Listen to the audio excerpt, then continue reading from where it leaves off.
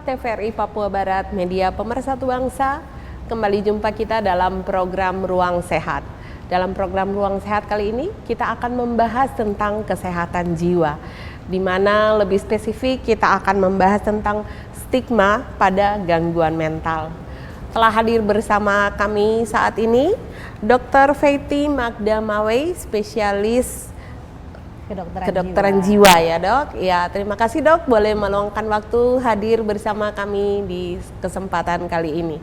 Dan kita ketahui bersama bahwa kesehatan merupakan harapan dari setiap orang, di mana kesehatan itu sangat penting karena dengan kita hidup sehat maka kita bisa melakukan apapun yang bisa kita lakukan dalam kehidupan kita.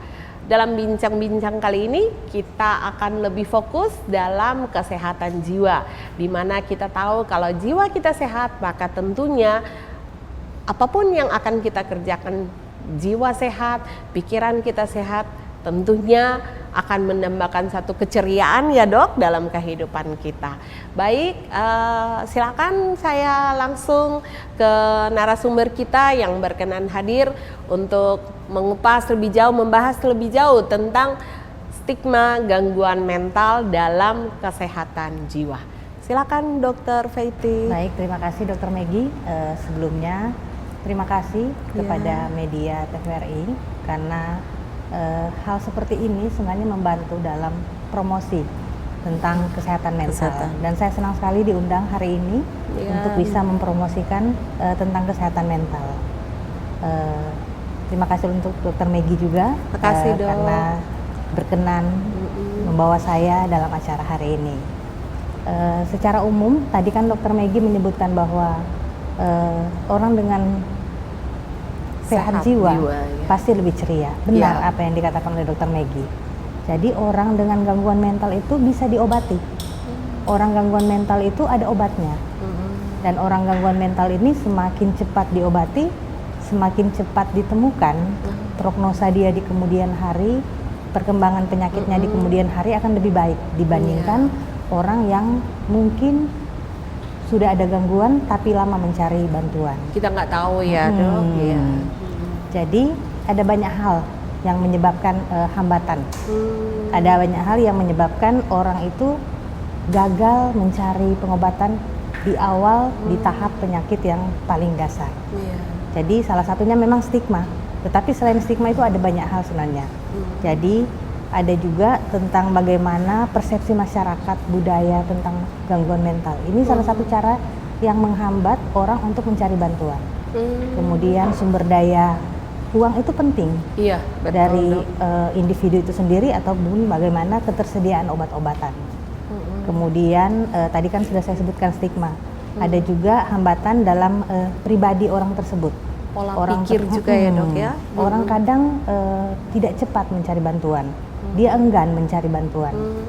Kemudian bagaimana individu atau masyarakat luas itu mengerti tentang gangguan mental itu sendiri.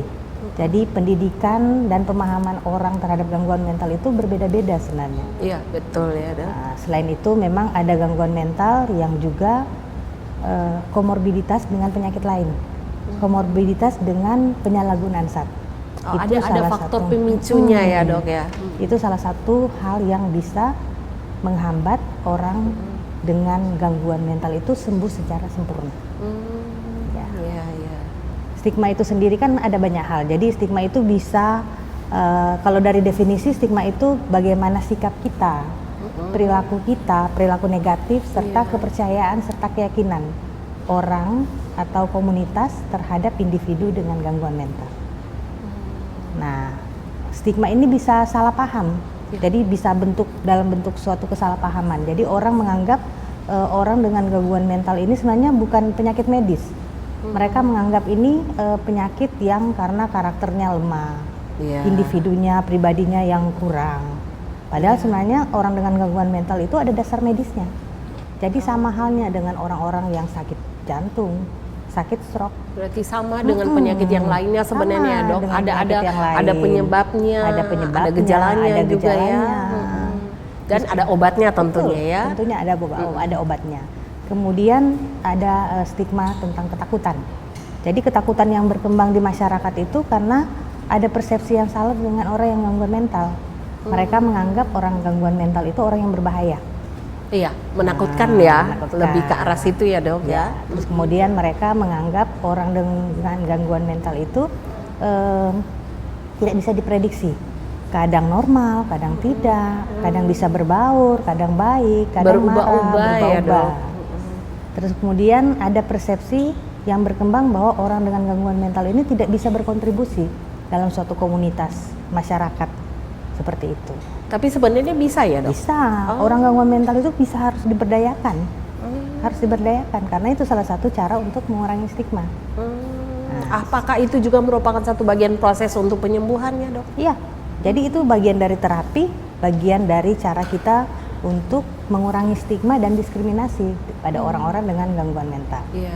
Tadi kan saya sudah sebutkan dua ya, jadi stigma itu ada kesalahpahaman, ada ketakutan, kemudian ada rasa bersalah. Jadi orang dengan gangguan mental itu dia dianggap orang yang paling rentan dokter. Jadi kadang di satu keluarga atau komunitas tertentu, orang dengan gangguan mental itu kalau ada situasi yang berbeda di anggota keluarganya, di keluarganya tersendiri, orang lebih gampang mencari kambing hitam pada orang-orang dengan gangguan mental. Jadi terkesan seperti di pojokan ya dok? Dan ini bahaya. Kenapa? Karena pada keluarga dengan stigma, dengan perlakuan diskriminasi seperti ini, keluarga itu adalah sumber penularan berkembangnya suatu stigma. Maksudnya seperti apa itu dok? Jadi stigma ini kan menyebar dari orang ke orang. Jadi ada sejarah perlakuan bagaimana orang dengan gangguan mental itu diberlakukan. Di keluarga itu kita bisa meniru, menilai. Kita bisa mengobservasi, anak-anak kita melihat akhirnya perlakuan di dalam keluarga, bagaimana kita memperlakukan orang dengan gangguan mental di rumahnya, di keluarganya, akan dia bawa ketika dia bergaul dalam suatu komunitas. Sehingga akhirnya ditularkanlah suatu stigma atau diskriminasi yang mereka lakukan di keluarga terhadap masyarakat yang lebih luas. Seperti itu. Seperti itu ya dok. Jadi sebenarnya memang dari lingkungan terkecil juga ya bisa menyebabkan penularan. Betul. Ya dok, secara tidak langsung. Secara tidak langsung. Iya. Terus kemudian yang keempat itu pengucilan sosial. Jadi kadang kita lihat, mungkin kita pada saat kecil kalau lihat lewat di rumah sakit jiwa, orang lebih beli menghindar. Iya, takut. Atau mungkin menakut-nakuti anak kita. Iya, betul. Itu salah satu. Jadi penguncian sosial, kita membeda-bedakan orang dengan gangguan jiwa, itu salah satu yang menyebabkan stigma. Nah, selanjutnya diskriminasi dalam ketenagakerjaan. Kita bisa merasakan bagaimana orang dengan gangguan jiwa itu sulit mencari pekerjaan. Iya, betul dok. Dan kadang mereka juga sulit mempertahankan pekerjaan. Jadi ketika dalam suatu lembaga tertentu ada karyawannya yang menderita gangguan jiwa, cepat sekali dia dipecat, cepat sekali dia mendapatkan surat supaya minta percepat pengunduran, diberhentikan. Padahal mungkin tingkah laku dalam sehari-harinya itu bisa. masih dalam normal ya. Betul yang Dokter Maggie katakan. Jadi hal-hal yang saya sebutkan tadi itu yang membuat hambatan dalam akhirnya dalam mencari bantuan. Orang-orang ini dengan gangguan jiwa ini akhirnya merasa malu, rendah diri, merasa tidak berharga. Mereka akhirnya menolak untuk membagikan pengalaman mereka kepada orang lain. Mereka tidak akhirnya mengeluhkan, aduh saya ini sudah seminggu tidak bisa tidur, saya ini kok menangis terus, saya ini ada pikiran untuk menyakiti diri. Padahal kalau dia nyaman, aman dengan lingkungannya, dia bisa membagikan pengalamannya, bisa membagikan pikirannya, perasaannya, sehingga dia cepat mendapatkan bantuan. Seperti itu Dokter Maggie. Jadi bukan cuma keluarga saja sebenarnya yang berperan membangun stigma. Individu pun berperan sebenarnya membangun. Jadi memang tidak bisa disalahkan karena stigma itu kan berkembang dari berbagai hal. Jadi ada interaksi dari berbagai faktor, faktor sosial, faktor budaya, faktor psikologis, faktor pendidikan. Jadi stigma itu sangat kompleks, sehingga akhirnya penanganan pun kompleks. Lebih ribet jadinya ya dok. Padahal sebenarnya ya kalau kita melihat dari yang dokter paparkan tadi, sebenarnya bahwa gangguan kejiwaan itu sebenarnya sama dengan penyakit lainnya ya. Cuman terkadang karena ya itu dia tadi ada stigma sehingga mengakibatkan bahwa seolah-olah orang dengan gangguan mental kita posisikan tersendiri ya. Betul. Kita membangun stigma ya. Iya, jadi ketika kita akhirnya berlakukan berbeda, diskriminasi akhirnya itu berkembang, diobservasi orang lain, dilihat orang lain, akhirnya ditiru. Itu akhirnya berkembang dalam suatu komunitas. Seperti itu. Ya justru memperburuk keadaan Iya. ya, Dok.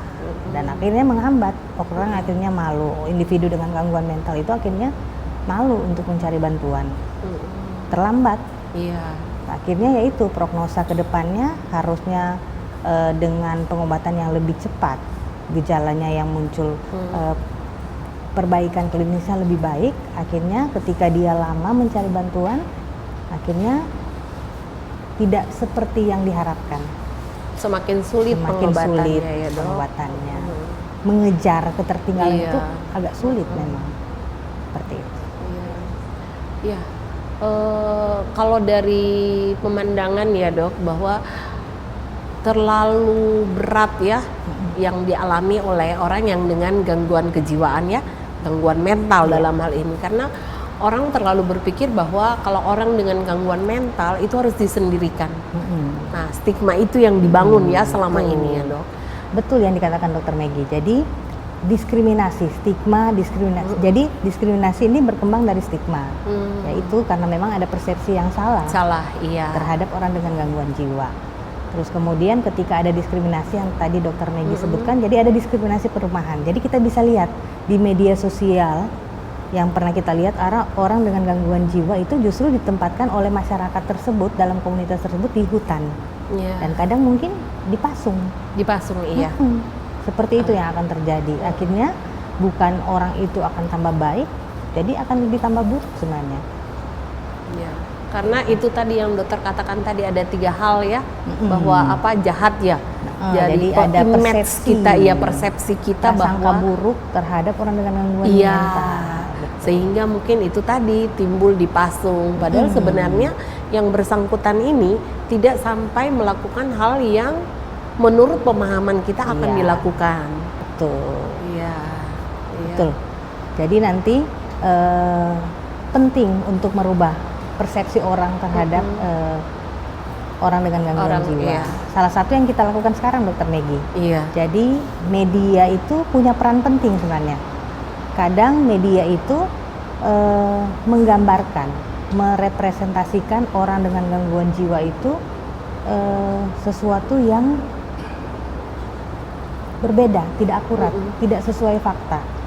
Dan kadang karena butuh sensasi, butuh sesuatu untuk dilihat oleh orang banyak, akhirnya mungkin berbeda dengan kenyataan yang sebenarnya. Jadi peran media itu penting, bagaimana stigma itu kita bisa perbaiki. Kalau perlu ditiadakan ya, Dok. Memang perlu waktu, untuk mengurai stigma itu. Tapi kalau kita tidak mulai, berarti justru stigma itu akan semakin mendalam dan akan merugikan orang dengan gangguan jiwa. Nah, Dok, kita kan saat ini memang berbicara tentang stigma gangguan mental. Kira-kira yang dimaksud dengan gangguan mental di sini itu gangguan mental yang seperti apa ya, Dok? Apakah dokter bisa menggambarkan dari ciri-ciri klinisnya atau gejala-gejala yang ditimbulkan itu seperti apa kira-kira? Baik. Gangguan mental itu sebenarnya ada banyak, tapi di persepsi orang gangguan mental itu gangguan mental yang mereka sebut ODGJ, orang gila. Iya. Nah, bahasa yang kita sebutkan ini, bahasa yang tadi saya sebutkan orang gila itu penting dalam bagaimana menciptakan stigma. Orang kalau dengar orang dengan gangguan mental itu kan lebih enak didengar. Iya. Tapi ketika saya bilang orang gila, itu menambah stigma ketakutan pada orang-orang, pada pemirsa. Sehingga bahasa ini penting untuk kita bingkai ulang. Jadi ada kata-kata tertentu yang punya makna negatif, tetapi kita bingkai ulang menggunakan kata positif, tapi sebenarnya punya makna yang sama. Nah, yang tadi Dokter Maggie sebutkan, gangguan mental kan itu memang ada banyak. ada yang psikotik, ada yang neurotik. Setiap penyakit ini mempunyai ada yang diberi label oleh komunitas. Tetapi yang kadang memang banyak beredar di masyarakat itu stigma pada orang dengan gangguan jiwa yang tadi sudah saya sebutkan, yang seperti di jalan-jalan, berpakaian compang-camping, mungkin yang kita lihat di jalan makan sampah, mengumpulkan sampah, yang kita lihat di jalan kadang bicaranya melantur, atau mungkin yang kita lihat di jalan kadang tidak mandi-mandi, atau mungkin yang kita lihat di jalan bicara dengan orang lain, bicara dengan tembok, atau berbicara sendiri ya dok. Betul. Jadi ada golongan besar psikotik dan neurotik. Kalau neurotik kan itu yang bagian cemas-cemas. Jadi orang cemas itu kadang juga diberi label orang-orang alay. Padahal ya itu, karena kecemasan itu kan yang merasakan itu kan pribadi sendiri. Berarti izin dokter, berarti kecemasan itu juga sudah merupakan gangguan mental ya dok? Jadi jangankan kecemasan, orang tidak bisa tidur. Jadi gangguan mental itu kan ada banyak, ada yang neurotik, ada yang psikotik. Psikotik, iya. Orang yang tidak bisa tidur, terus kemudian orang yang marah, stres, orang yang gangguan makan, orang mungkin yang ada gangguan belajar, kemudian mungkin orang yang dengar sirene dia langsung dakdikduk. Masuk dalam gangguan mental yang neurotik ya dok? Neurotik. Terus kemudian ada yang psikotik. Psikotik itu yang kadang kita disebut skizofrenia. Itu seperti apa ya dok? Nah, skizofrenia itu orang yang mungkin penilaian dia tentang realita itu sudah tidak sesuai. Jadi ketika contohnya dok? Contohnya ODGJ yang kita lihat di jalan. Oh iya. Seperti itu. Jadi kita bisa mengetahui orang-orang dengan psikotik ini. Jadi kita bisa menilai isi pikirnya. Ketika kita tanya, "Ade, sudah makan?" Nah, harusnya kan jawabannya dia kan, "Oh, tadi saya makan, contoh makan soto atau makan nasi pakai telur." Tapi orang-orang dengan gangguan jiwa yang psikotik, dia akan menjawab melantur. Jadi pertanyaan tentang apa yang saya tanyakan, dia tidak akan menjawab yang relevan, yang sesuai. Jadi dia akan menjawab, "Oh tadi saya mandi, su ini." Nah, tanya lain, jawabnya lain, ya. jawab lain. Tapi tetap dia memberikan jawaban. Iya. Terus kemudian ada satu yang penting, ketika dia tanya, umpamanya kita melihat dia sedang mengumpulkan sampah. "Bapak, itu lagi bikin apa?" Kan kita lihat dia mengumpulkan sampah. Dia bisa saja menyebutkan, "Oh saya lagi kumpul sampah." Tapi kita tanyakan sebabnya. Jadi kenapa Bapak mengumpulkan sampah? Oh, saya kumpul sampah ini karena apa? Ada orang yang suruh saya, ada yang bisik saya di telinga bahwa sampah ini harus dikumpulkan, harus simpan di kamar. Nah, dengan melihat pertanyaan antara sebab akibat itu, kita lihat kan sudah tidak sesuai. Iya. Jadi itu salah satu tanda bahwa mungkin orang itu psikotik. Tetapi memang untuk bisa secara benar. Jadi jangan umpamanya ketika orang mungkin lagi bergurau menjawab yang melantur, langsung kita melabel dia dengan orang langsung dengan kita gangguan mengatakan jiwa. bahwa itu gangguan mental. Jadi memang perlu profesional tenaga kesehatan jiwa yang mendiagnosa. Karena yaitu stigma yang berkembang di masyarakat ini, salah satu contoh ketika mereka datang ke psikiater, dia kadang enggan datang. Karena apa? Ketika datang ke psikiater, orang berpikir semua penyakit itu ODGJ. ODGJ yang seperti yang di jalan-jalan. Jadi datang ke psikiater itu berarti sakit yang seperti itu. Padahal mungkin dia datang cuma kenapa? Dokter, saya emosi lihat sapu anak kemarin merokok. Padahal baru baru SMP. Saya emosi lihat maitua. Begini sudah. Nah, seperti itu. Jadi stigma yang berkembang di masyarakat itu mempengaruhi orang untuk mencari bantuan, dan bagaimana orang akhirnya melabel orang yang mereka temukan, yang akhirnya berdampak membuat orang tersebut malu, membuat orang tersebut akhirnya enggan untuk datang mencari bantuan terhadap pengobatan ya kesehatan dok. Dokter, kalau kita berbicara tentang stigma ya, terutama stigma dalam gangguan jiwa, kira-kira itu mengacu pada hal apa saja ya dok? Jadi stigma itu tergantung pada sikap kita. Jadi memang persepsi, tapi kan persepsi itu akhirnya membuat keyakinan, kepercayaan, sikap dan perilaku negatif terhadap orang-orang dengan gangguan mental. Jadi bukan hanya pikiran kita saja, bukan hanya pemahaman, keyakinan kita, terus kemudian kepercayaan kita, kemudian sikap kita, dan akhirnya mempengaruhi perilaku. Jadi memang betul dari persepsi awalnya. Jadi persepsi itu membentuk keyakinan menentukan sikap, attitude kita, kemudian menjadikan itu suatu perilaku dan kebiasaan. Ya. Iya. Iya. Jadi ada prosesnya, Iya. sehingga akhirnya orang itu menghindar. Karena yaitu ada mispersepsi yang muncul tentang orang dengan gangguan jiwa. Ditambah lagi dengan stigma Iya. yang akan memperburuk keadaannya betul. dong. Iya. Nah, dalam hal ini bisa nggak ya terjadi kesalahpahaman atau kepercayaan yang menstigma tentang satu penyakit mental itu? Ya, benar, betul. Jadi memang sudah terjadi seperti itu sebenarnya. Jadi stigma itu kan karena kesalahpahaman. Mereka menganggap orang dengan gangguan jiwa itu bukan penyakit medis. Padahal orang dengan gangguan jiwa itu ada proses biologi yang terjadi. Di otak itu ada yang berubah. Ada zat dopamin yang dikeluarkan berlebihan. Jadi bukan karena karakter yang lemah, karakter yang buruk, atau individu yang lemah. Kesalahpahaman seperti inilah yang memang harus kita perbaiki. Karena akhirnya yaitu perilaku orang-orang yang terstigma dengan gangguan mental akhirnya memberikan perilaku yang tidak sesuai pada orang-orang dengan gangguan mental. Orang gangguan mental itu perasaan mereka halus, perasaan mereka itu sensitif. Mereka tahu bahwa mereka itu tidak disukai. Mereka tahu bahwa mereka kadang dihindari. Mereka itu tahu kalau mereka itu dianggap jijik oleh orang lain. Tidak jadi disukai oleh banyak orang ya. Iya. Jadi kadang mereka sengaja menghindar ke hutan kadang karena itu. Karena soalnya menyakitkan juga. Jadi orang-orang dengan skizofrenia jadi ada depresi pasca skizofrenia. Jadi depresi pasca skizofrenia. Seperti karena, apa itu, Dok? Nah, ini berkembang dari stigma sebenarnya. Jadi jadi stigma itu bukan cuma dari masyarakat besar, masyarakat luas, dari komunitas. Jadi ada namanya self stigma.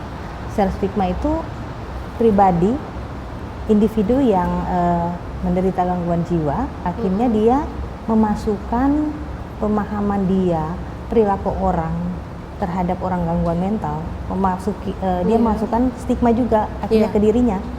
Akhirnya apa? Yang muncul dia rasa ada perasaan malu, perasaan rendah diri, harga dirinya jatuh. Ya sudah, dia sudah tidak mau keluar rumah.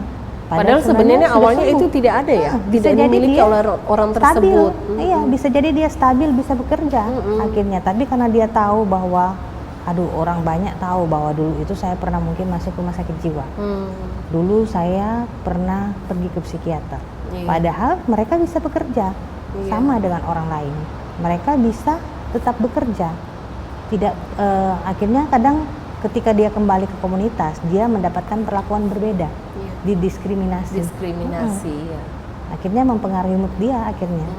Dan akhirnya bisa justru membuat dia kambuh lagi. Keadaan juga ya, Dok, bisa. Betul. Seperti itu, Dokter Maggie. Itu, ya. Nah, Dok, bagaimana kira-kira seputar stigma tentang penyakit mental yang berkembang kalau menurut dokter? Ya, memang kompleks ya. Ini berkembang bukan hanya satu faktor saja. Faktor sosial, faktor budaya, faktor sejarah, faktor pendidikan, faktor psikologis punya peran dalam berkembangnya stigma ini. Di masyarakat itu kan ada mispersepsi tentang gangguan jiwa. Ada prasangka buruk yang tadi sudah saya sebutkan bahwa orang dengan gangguan jiwa itu berbahaya. Mereka itu bisa berubah-ubah. Kadang normal, kadang tidak normal. Terus kemudian mereka tidak bisa berkontribusi pada masyarakat. Jadi akhirnya kan menyebar.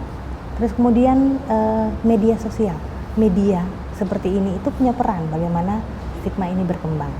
Jadi ketika kita membuat film, memberitakan seorang dengan gangguan jiwa untuk mencari sensasi yang penuh sensasi, akhirnya berita yang kita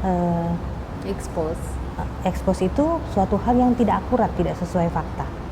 Nah, selanjutnya budaya. Memang ada budaya-budaya tertentu yang memang sudah berkembang dari dulu tentang bagaimana mencari bibit, bebet, dan bobot. Terus bagaimana gangguan mental mungkin yang sebagai penyakit yang dipersepsikan penyakit yang memalukan, penyakit yang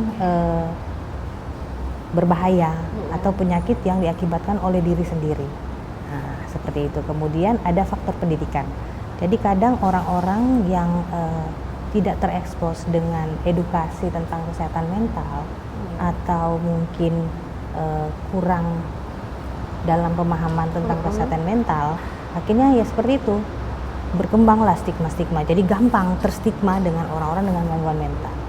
Terus kemudian diskriminasi itu menyebabkan stigma itu tetap ada, stigma itu tetap bertahan dalam masyarakat.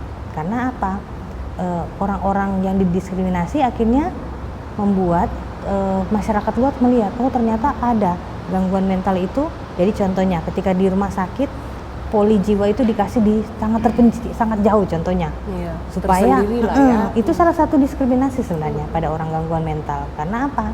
Akhirnya mereka tahu, oh kalau datang ke dokter psikiater nanti seperti terasingkan begitu ya dok. Seperti itu. Jadi perilaku kita sebenarnya yang membuat stigma itu tetap berkembang. Kemudian di bidang hukum pun kadang stigma ini berjalan, walaupun memang ini ada pemikiran berbeda dokter. Jadi orang dengan gangguan jiwa, kondisi medis mereka itu akhirnya membuat mereka kehilangan hak asuh anak, apalagi anak-anak yang baik. Walaupun mungkin kalau kita bicara diskriminasi, bicara stigma itu tidak baik, tetapi memang di sisi lain itu mungkin diperbolehkan. Karena apa? Kadang ketika jadi tidak semua orang ODGJ itu tidak boleh mengasuh bayinya, tidak kompeten dalam mengasuh bayinya.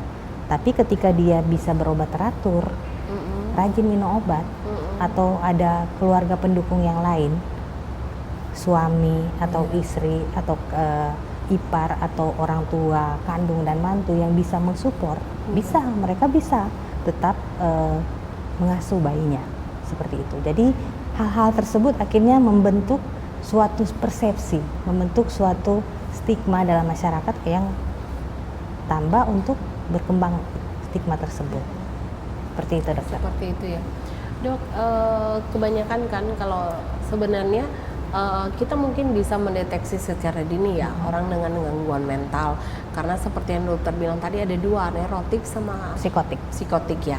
Nah bagaimana kita bisa melihat atau menangkap dengan langsung bahwa orang ini sudah masuk dalam gangguan mental, baik neurotik dan psikotik. Mungkin yang lebih ringan di neurotik ya.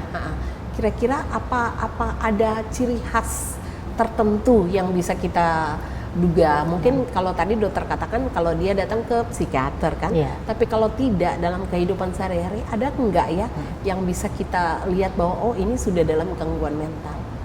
Jadi kalau neurotik itu kan memang lebih bukan saja lebih mudah dikenali. Jadi kadang kalau orang cemas pada hal-hal tertentu, susah tidur, atau tidak bisa mimpi buruk, atau mungkin ada trauma di masa lalu, itu gejala-gejala neurotik. Jadi, tapi kalau psikotik itu sebenarnya bisa, masyarakat itu bisa mengenali sebenarnya. Jadi kita bandingkan dengan diri kita. Ketika kita berpakaian yang rapi di tempat umum, orang-orang psikotik mungkin bisa telanjang di muka umum. Oh iya. Seperti itu. Lebih ekstrim. Orang-orang psikotik itu contohnya ketika dia ketemu dengan orang lain, kita berelasi ngobrol seperti ini kan enak. Orang-orang psikotik itu dia gampang curiga, dia menganggap orang lain itu sebagai ancaman. Dia menganggap bahwa dirinya mungkin akan dijahati oleh orang lain. Jadi itu. Sehingga dia bisa jadi kalau jalan kemana-mana itu bawa parang atau mengejar orang-orang. Apakah semua orang yang bawa parang itu termasuk gangguan mental psikotik? Tidak juga kan dok? Jadi memang menilai orang dengan gangguan mental yang psikotik kan tidak hanya dengan satu sudut pandang. Tadi yang sudah saya sebutkan di awal, salah satu itu menanyakan tentang sebab akibat. Sebab akibat itu penting, itu untuk melihat proses pikirnya. Jadi kalau kita lihat proses pikirnya sudah melenceng, mungkin sudah ada gangguannya. Jadi dari perawatan diri pun kita bisa lihat orang dengan tidak gangguan jiwa kan harusnya mandi bisa pagi sore atau mandi setiap hari. Tapi orang dengan gangguan jiwa bisa tiap menit mandi sebenarnya. Atau sebaliknya tidak mandi-mandi, berbulan-bulan tidak mau mandi. Seperti itu. Terus kemudian bagaimana dia mencari makan? Orang dengan gangguan jiwa bisa jadi dia menolak untuk makan. Kenapa? Dia menganggap makanan itu akan meracuni dia. Orang jahat itu akan orang lain itu akan masukkan racun ke makanannya. Terus kemudian ya itu tadi relasi. Harusnya kan normalnya orang itu hari Minggu ke gereja, hari Jumat mungkin kalau laki-laki ke masjid, iya. atau mungkin ketika dia masih dalam fase remaja dia ke sekolah, atau mungkin dia kuliah atau bekerja. Orang dengan gangguan jiwa itu ada isolasi, jadi bisa jadi dia tidak mau keluar rumah, mengurung diri ya di rumah. Jadi dia tidak mau membangun kontak sosial, relasi sosial dengan orang lain. Seperti itu. Nah dok, dalam hal seperti ini mungkin karena bidangnya dokter ya yang menangani masalah kejiwaan. Kalau orang seperti itu yang mengurung diri seperti itu, apa sih yang membuat atau yang memicu dia supaya dia mengurung diri gitu, tidak keluar? Kira-kira dari pengalaman yang dokter selama ini menangani orang dengan gangguan mental. Jadi gangguan jiwa kan tadi sudah di awal saya sebutkan ada faktor biologi, faktor psikologi, sosial, budaya, religi. Sama halnya dengan yang tadi Dr. Maggie sebutkan. Jadi gangguan jiwa itu kan kalau kita lihat dari biologi, gangguan jiwa itu kan gangguan medis. Jadi ada perubahan dalam komposisi kimia di dalam otak. Jadi bisa jadi dopaminnya berlebih. Ketika dopamin berlebih itu ada salah satu bagian di otak itu yang terkena, yang harusnya tidak boleh berlebih, justru menurun. Ketika dia menurun, akhirnya itu dia ada penarikan sosial, mempengaruhi pola pikirnya. Tetapi memang selain faktor biologi tadi bisa juga faktor psikologis. Jadi ada kondisi kepribadian-kepribadian tertentu yang bisa berkembang, bisa mengembangkan pola perilaku seperti ini. Ada kepribadian sisoid namanya. Sisoid itu dia senang kalau dia sendiri saja, soliter namanya. Jadi ketika dia di kamar 24 jam, 1 minggu, dia 1 bulan nyaman. Tapi ada orang dengan kepribadian tertentu ketika dia justru tidak punya teman, tersiksa dia. Tapi ada orang dengan sengaja mengunci diri itu karena apa? Dia menghindari rasa sakit. Dia tahu ketika saya ketemu orang ini rasanya tidak enak, rasanya tidak nyaman, saya tidak divalidasi, jadi menghindar. Jadi ada banyak hal mengapa orang itu umpamanya tidak keluar rumah. Tetapi pada kondisi psikotik yang seperti tadi, memang ada perubahan dalam struktur kimia di otak. Ada yang berlebihan, ada yang kurang. Akhirnya mempengaruhi kemauan. Terus kemudian yaitu tadi, kalau di neurotik mungkin dia menghindari sesuatu yang mengancam, menghindari sesuatu yang tidak enak dalam perasaannya. Tapi bisa jadi cuma gangguan kepribadian. Memang dia kepribadiannya begitu soliter, lebih suka menyendiri seperti itu. Jadi walaupun tadi saya sebutkan orang yang tidak keluar rumah itu selalu psikotik, tidak semua. Ya, tidak jadi semua. Bisa juga neurotik, bisa cuma bagian dari kepribadian, bisa gangguan kepribadian, atau mungkin bisa bagian dari psikotik. Seperti itu. Ya, tentunya memang peran sosial budaya juga sangat menentukan. Betul. Ya. Kalau menurut dokter kira-kira peran sosial budaya ini yang seperti apa yang bisa menunjang untuk kita mengatasi stigma gangguan mental ini?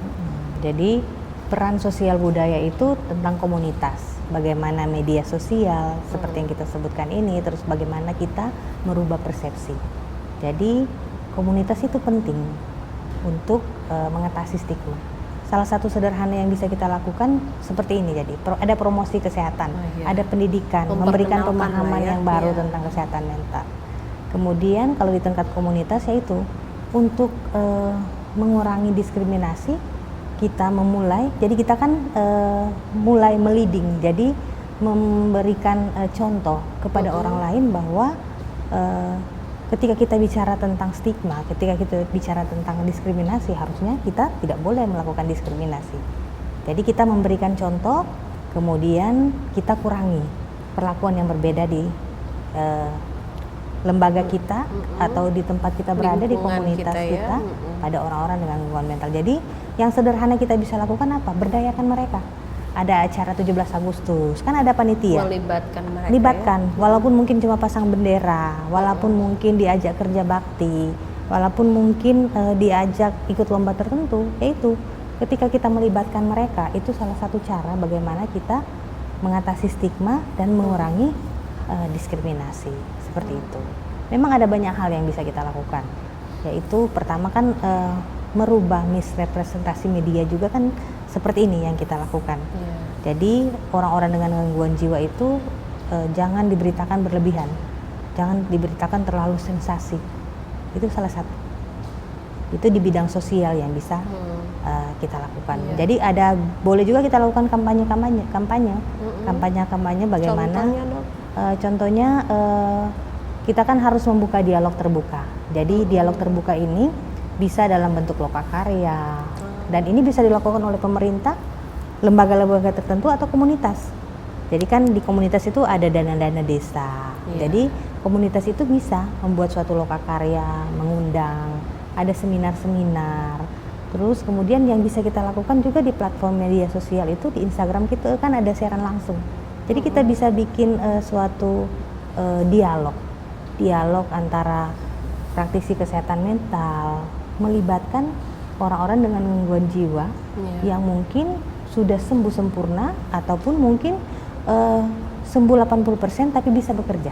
Jadi mereka diberi kesempatan untuk membagikan pengalaman mereka, bagaimana mereka masuk rumah sakit, bagaimana keluarga mendukung mereka, bagaimana tiap bulan mereka mendapatkan pengobatan, dan juga bagaimana mereka tetap bekerja walaupun tetap minum obat. Jadi pengalaman-pengalaman yang dibagikan oleh penderita gangguan jiwa itu penting untuk merubah representasi gambaran sosial orang-orang dengan gangguan jiwa, seperti itu. Iya dok, kalau tadi kita berbicara dari sisi sosial budayanya, nah kalau kita melihat dari salah satu sisi, terutama kita menyorot dari sisi pendidikan, kira-kira hal apa sih yang dari sisi pendidikan bisa memberikan peran untuk perkembangan supaya menghilangkan stigma dalam gangguan mental ini? Oke, tentunya pendidikan itu kan bisa formal sama informal ya dok. Jadi kalau formal berarti kita masukkan materi-materi itu dalam pembelajaran anak-anak sekolah kita. Jadi ada sisi bagaimana, jadi bukan tentang, jadi kan sila 1, 2, 3, 4, 5, sila kemanusiaan itu kalau memang mau kita rubah dalam bentuk pendidikan formal, masukkan di sila kedua itu kita mungkin masukkan bagaimana kita memperlakukan orang dengan gangguan jiwa. Kalau informal itu bisa pendidikan dalam bentuk seperti ini. Jadi lokakarya, seminar-seminar, lewat platform media sosial, bisa seperti itu. Jadi kampanye-kampanye anti diskriminasi, seperti itu. Jadi di bidang pendidikan, atau mungkin kita bisa membagikan leaflet-leaflet yang kita sesuaikan dengan budaya dari tempat kita berada. Leaflet-leaflet yang gampang dicerna oleh orang-orang, gambar-gambar, itu juga salah satu pendidikan, satu bentuk edukasi untuk membagikan pemahaman. Jadi nanti diharapkan ketika orang itu teredukasi, orang itu lebih paham, akhirnya orang itu lebih berempati terhadap orang-orang dengan gangguan jiwa. Akhirnya kita bisa menerima. Jadi ada proses, kita cari tahu dulu, kita pahami bagaimana gangguan jiwa itu terbentuk, bagaimana gejalanya, bagaimana pengobatannya, bagaimana mencegahnya. Ketika kita paham, ada empati kita. Oh ternyata orang dengan gangguan mental, kenapa mereka sih mengumpulkan sampah di jalan-jalan? Mereka mungkin ada yang makan tanah, kenapa? Karena kita tahu ada sesuatu yang berubah di otaknya. Ada sesuatu yang berlebihan dalam otaknya. Ketika kita tahu begitu, kita tidak menyerang karakter atau kepribadian dia. Oh ternyata memang ada yang berubah di zat kimia di otaknya. Ketika kita berempati, kita akhirnya bisa menerima orang-orang dengan gangguan jiwa. Dok. Nah dok, berarti ini kan kalau kita masukkan dalam korelasi untuk keberhasilan program kesehatan, peran promosi kesehatan juga ini sangat penting ya dok. Memang dalam hal ini dokter di sisi klinisi. Namun kira-kira yang dokter ketahui, ada nggak upaya-upaya yang dilakukan terutama di anak sekolah atau di pendidikan ya, karena kita tahu kan ODGJ ini juga merupakan bagian dari SPM kan ya dok, SPM kan. Nah kira-kira dokter ketahui ada nggak ya upaya-upaya promosi kesehatan untuk dilakukan terutama kita melihat dari sisi pendidikan ini ya, supaya kita bisa mengurangi stigma. Kira-kira dokter tahu ada nggak ya upaya-upaya untuk itu? Jadi memang kan harusnya sebelum kita melakukan ada kebijakan sebenarnya ya. Jadi kalau memang pemerintah memang concern fokus untuk memerangi stigma pada gangguan jiwa, yaitu kebijakan memasukkan materi bagaimana mengurangi stigma pada gangguan jiwa itu dalam pendidikan PPKN contohnya, bisa. Jadi kan harus ada kebijakan dulu, kebijakan dari pemerintah. Kemudian di pihak sekolah itu bisa jadi bagaimana kita melatih empati pada anak-anak. Melatih empati itu melibatkan mereka dalam kegiatan-kegiatan sosial. Jadi kadang kita lihat ya waktu kalau TK, SD itu anak kelas 1, kelas 2 itu kadang mereka sosialisasi di rambu-rambu penyeberangan. Jadi ada stigma tentang polisi yang menakutkan, mereka dibawa ke kantor polisi. Ini juga bisa diperlakukan di stigma untuk gangguan mental ini, ini. Jadi anak-anak itu ada sesi dia mungkin datang ke rumah sakit, ada sesi dia datang ke bagian jiwa, perawatan bagian jiwa.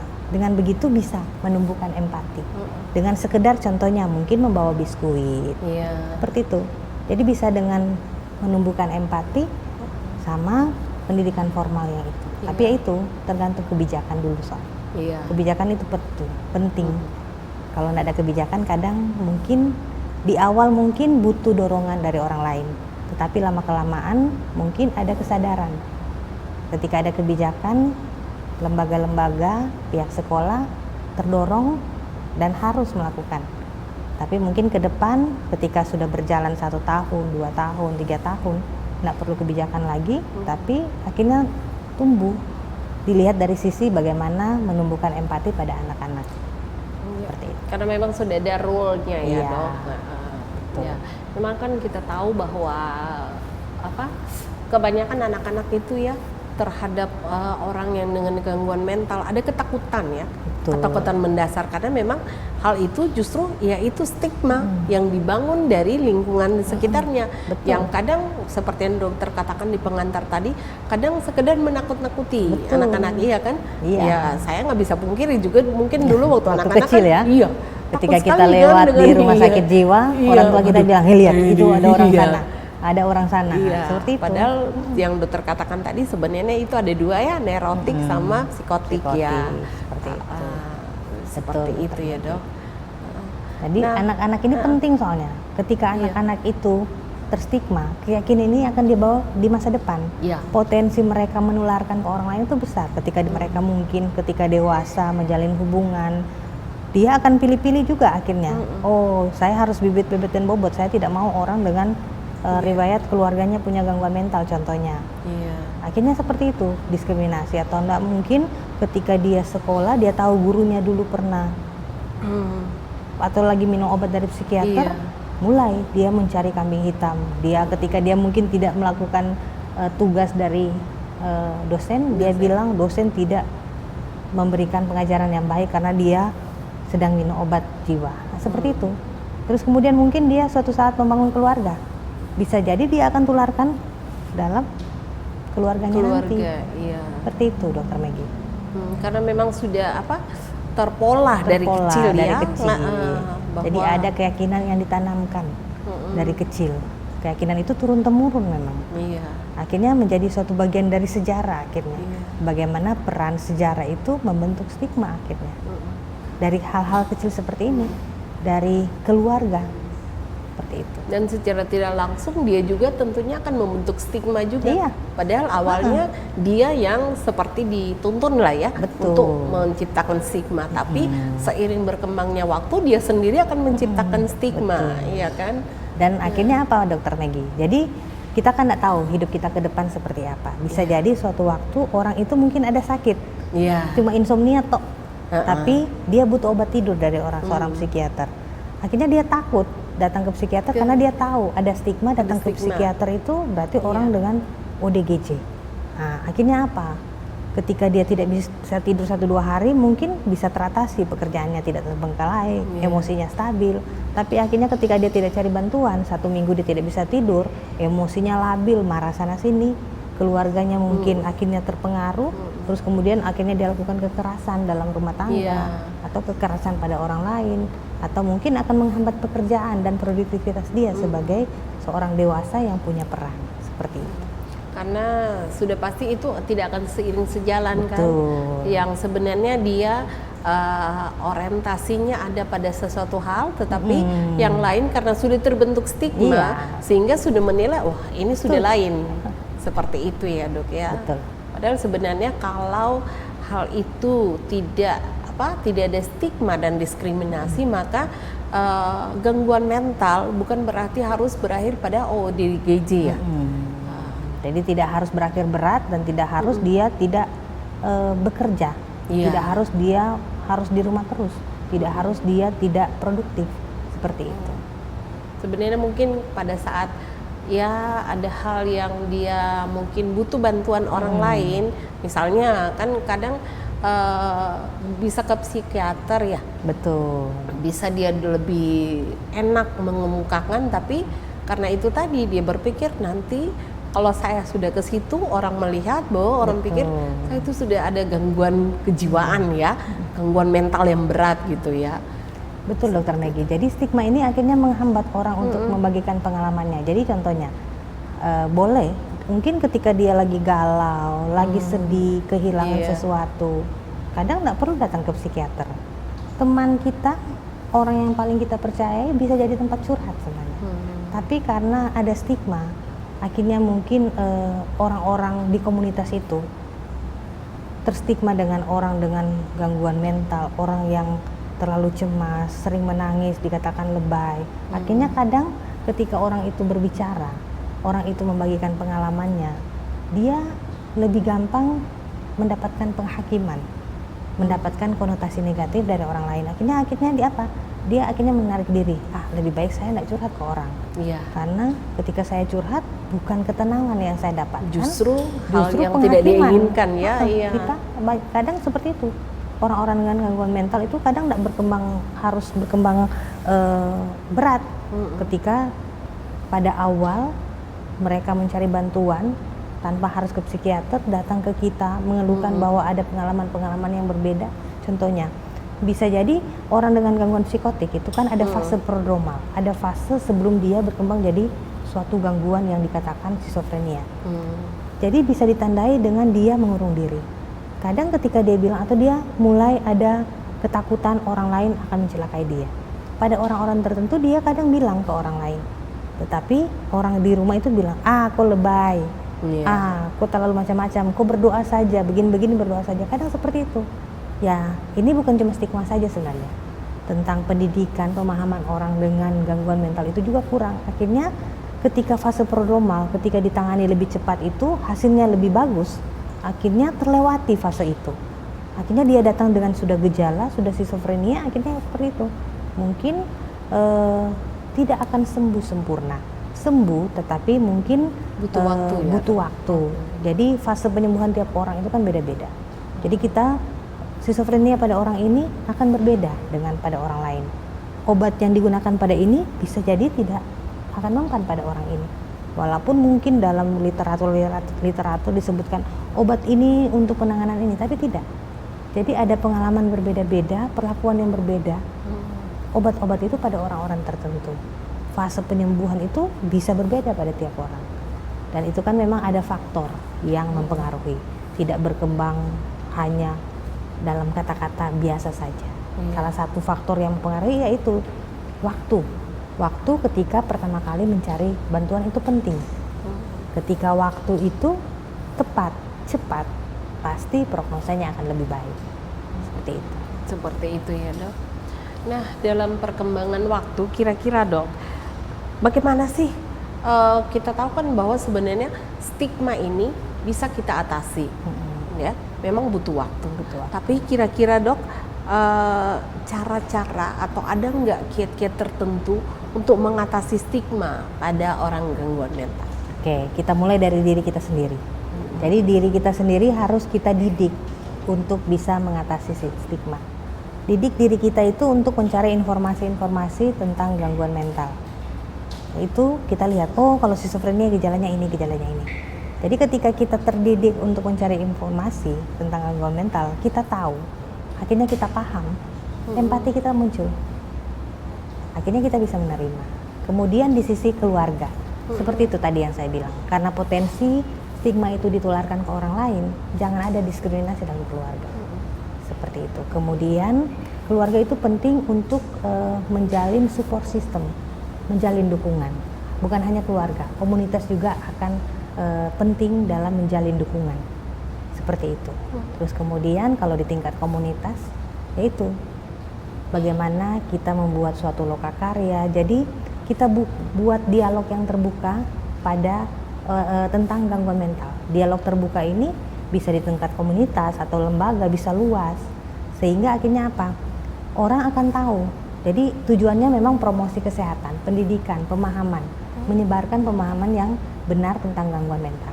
Jadi lokakarya, kemudian kampanye-kampanye anti stigma, kampanye-kampanye anti diskriminasi, seperti itu. Kemudian ketika saya berbicara tentang kesehatan mental, berbicara tentang stigma, kita berdua membahas tentang stigma, harusnya kita bisa memberikan contoh untuk tidak membuat perlakuan yang berbeda terhadap orang-orang dengan gangguan jiwa. Jadi meliding dengan memberikan contoh. Kemudian yaitu perlakuan tidak boleh berbeda pada orang-orang dengan gangguan jiwa. Selanjutnya yaitu perlu kebijakan.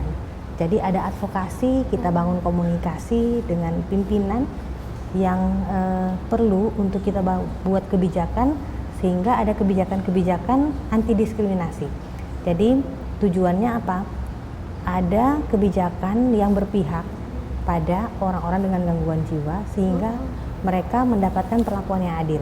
Jadi tidak ada diskriminasi di bidang pendidikan. Jadi mereka harusnya mendapatkan hak yang sama ketika mereka mencari pendidikan, pekerjaan, mencari layanan kesehatan, atau mungkin mencari perumahan.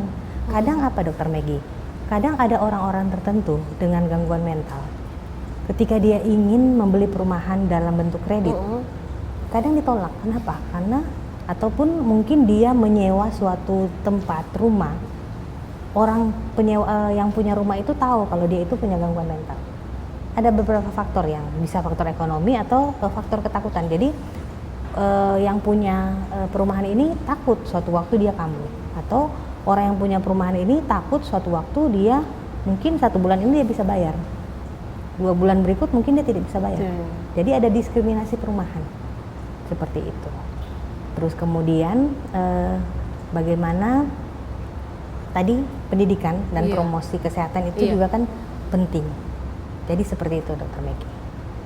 Banyak hal yang bisa kita lakukan. Jadi ketika stigma itu berkembang dari sosial, budaya, hukum, pendidikan, budaya, kemudian sejarah, kita memperbaiki itu juga melihat dari sisi-sisi seperti itu tadi. Oke Dok, enak juga ya ternyata berbicara tentang gangguan mental karena tidak selamanya orang yang kita stigma mempunyai gangguan mental seperti apa yang kita harapkan ya. Padahal sebenarnya dalam kehidupan sehari-hari dia layak bersikap, layak bertindak seperti orang ya yang sakit lainnya. Memang betul dalam tanda kutip dia sakit, tetapi sebenarnya perlakuan kita ya, stigma kita terhadap dia yang berbeda sehingga menyebabkan keterpurukan dia ya dalam kehidupan sehari-hari ya Dok.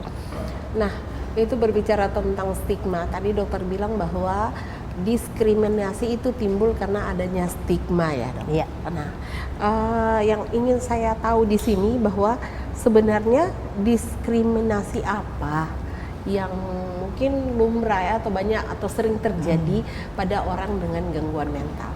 Oke. Jadi pertama kan diskriminasi sosial. Diskriminasi sosial yaitu karena persepsi yang terbentuk orang-orang gangguan mental itu berbahaya, orang gangguan mental itu tidak bisa berkontribusi pada masyarakat, orang gangguan mental itu berubah-ubah, kadang stabil, kadang labil, seperti itu. Jadi stigma sosial. Akhirnya apa? Kita kucilkan mereka secara sosial, kita hindari mereka, kita tempatkan mereka di tempat-tempat yang mungkin tidak layak, kita lakukan pemasungan, seperti itu. Kemudian ada stigma di bidang hukum.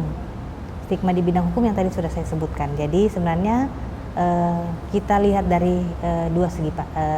Jadi segi pandang bahwa memang kalau di soal pola asuh, karena ketika orang dengan gangguan mental ini tidak berobat, orang gangguan mental ini lagi psikotik, lagi gaduh gelisah, dia bisa menyebabkan kekerasan pada anak. Dia ketika merawat anak tidak terbentuk. Jadi anak itu butuh pelekatan, butuh bonding, butuh keterikatan, attachment dengan pengasuhnya. Ketika pengasuhnya gangguan jiwa, tidak akan terbentuk empati. Ini penting, seorang ibu dengan gangguan mental, dia harus sehat secara jiwa. Ketika dia marah, ketika dia lagi galau, tidak enak, mungkin ada masalah dengan suaminya, kadang anak itu menjadi pelampiasan. Iya, sasaran. Akhirnya anak itu ketika menangis ingin minum susu, dia tidak kasih. Keterikatan anak itu ada memori soalnya. 0,1 sampai 1 tahun itu penting untuk bondingnya, untuk memori anak itu, apakah dia ketika dia menangis dapat susu enggak, apakah ketika dia menangis dia dipeluk enggak. Ini akan membangun, akan membentuk relasi dia di masa depan. Ketika pada saat kecil kita tidak bisa memvalidasi kebutuhan dia, anak itu bisa jadi saat besar ketika dia melihat orang lain bisa menjadi gampang merasa terancam, atau mungkin bisa jadi ketika dia mendapatkan perlakuan yang tidak baik di masa kecilnya, dia akan menggambarkan semua relasi seperti itu. Atau mungkin ketika dia bertemu dengan orang yang mirip ibunya, teman kerjanya, kantor mirip ibunya, akhirnya dia menggambarkan orang itu akan sama dengan ibunya. Jadi memang ada sisi baik, ada sisi buruk.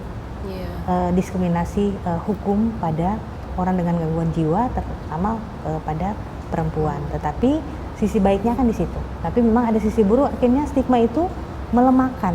Stigma itu akhirnya mungkin pada orang-orang yang tidak tahu bagaimana pentingnya pola asuh yang baik, bagaimana pentingnya bonding, keterikatan antara ibu dan anak, ini menjadi suatu hal yang bisa menjadi konsumsi publik yang negatif. Nah, kemudian ada diskriminasi perumahan yang tadi sudah saya sebutkan. Jadi kadang ketika orang ingin mencari tempat tinggal, menyewa, ada penolakan. Atau mungkin dia sengaja ditempatkan di tengah hutan yang jauh untuk bisa terhindar dari orang-orang. Iya, dikucilkan lah ya. Kemudian diskriminasi ketenagakerjaan. Terasa kalau orang-orang dengan gangguan jiwa itu kadang susah mencari pekerjaan. Atau mungkin ada syarat-syarat tertentu yang sudah disebutkan, tidak menerima pegawai yang pernah atau dirawat di rumah sakit jiwa atau pernah dirawat karena gangguan skizofrenia. Seperti itu. Jadi itu yang terjadi akhirnya. Menarik sekali ya Dok, kalau berbicara tentang gangguan mental. Ada satu hal ya yang menurut saya ingin saya tanyakan sebelum kita mengakhiri ruang kesehatan kali ini. Saya ingin tanya, apakah orang dengan gangguan mental itu akan memberikan pengaruh bagi keturunannya atau tidak, Dok? Oke. Jadi gangguan mental itu memang ada pola genetik, tetapi gangguan mental yang mana dulu? Orang yang datang ke psikiater dengan cemas akan saya tanyakan, ibumu pencemas tidak? Atau orang yang datang ke psikiater karena dokter kemarin saya kalau ada masalah saya sering pingsan, atau dokter saya ketika di sekolah saya kesurupan. Yang akan ditanyakan oleh psikiater atau praktisi kesehatan mental, di rumah ada enggak yang sama dengan seperti itu? Nah, jadi ada sisi genetik, kecemasan itu ada sisi genetiknya. Nah, kemudian psikotik juga. Biasanya memang akan kami tanyakan, karena ada pola genetik 8% ketika seorang ayah mempunyai ODGJ, mempunyai anak kandung. Yang pertama dia punya potensi 8% untuk 8-10% untuk mengembangkan gangguan yang sama. Berbeda lagi kalau umpamanya itu paman atau bibinya. Jadi ada perbedaan di hal itu, tetapi pola genetik itu penting ditanyakan. Ada. Seperti itu. Baik. Terima kasih Dokter.